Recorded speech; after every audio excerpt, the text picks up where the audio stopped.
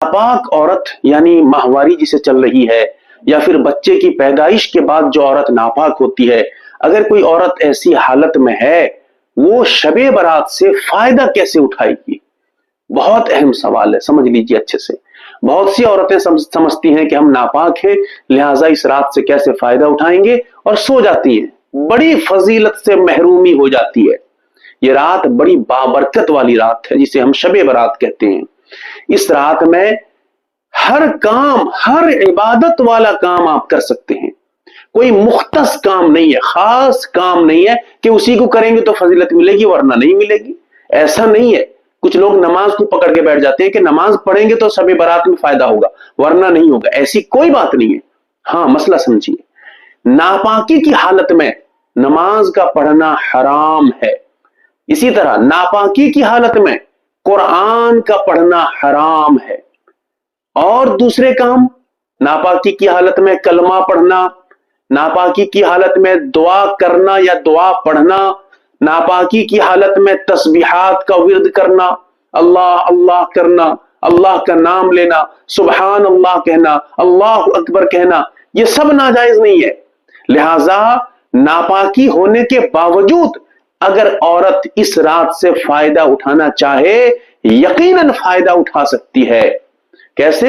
ये अफआल करके, जो काम उसके लिए जायज है।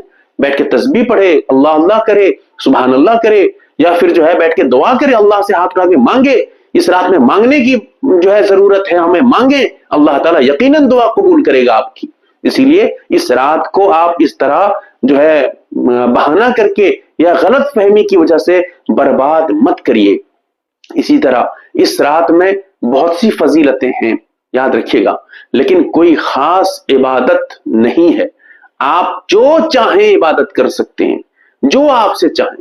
लेकिन हाँ, याद रखिएगा, अगर जो नापाक औरत है दिल में अगर ये सोचती है कि अल्लाह खुदारा, अगर मैं नापाक न होती, मैं अल्लाह के लिए इतनी रकात नमाज पढ़ लेती, आज मैं इस रात में एक कुरान खत्म कर ही देती, फिर यकीन जाने अगर आपका इरादा मजबूत है, आपके दिल में सच्चा इरादा है, अल्लाह ताला आपके किए बगैर भी आपको वो सवाब अता कर देगा, क्योंकि ये मजबूरी आपकी कुदरती है।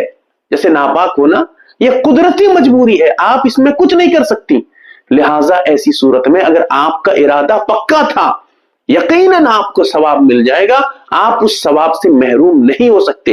लेकिन ऐसा भी नहीं है कि आप रात में सो जाइए आराम से। हाँ, सोना चाहें तो सो जाएं, कोई गुनाह नहीं है, लेकिन सवाब चाहें तो आप इबादत करके कमा सकते हैं।